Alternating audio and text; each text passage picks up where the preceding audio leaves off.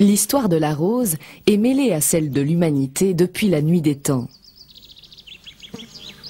Dès l'Antiquité, les roses ont retenu l'attention de l'homme. L'historien grec Hérodote, qui vécut au 5e siècle avant notre ère, nous relate l'histoire de Midas, roi d'une province d'Asie mineure, en guerre contre les Perses. Pour chasser, il s'est exilé en Macédoine, en prenant soin d'emporter avec lui ses rosiers.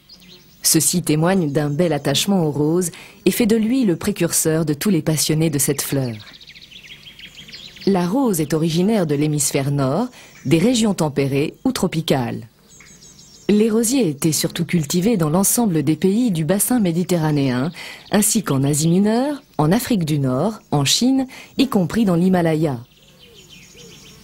Les échanges commerciaux du monde antique ont favorisé l'essaimage des diverses variétés de rosiers.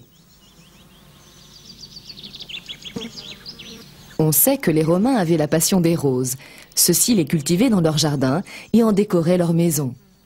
Chose curieuse à cette époque, les plus riches d'entre eux, à l'aide de serres et de chauffage, forçaient déjà la culture des roses afin de jouir de leur épanouissement en plein hiver.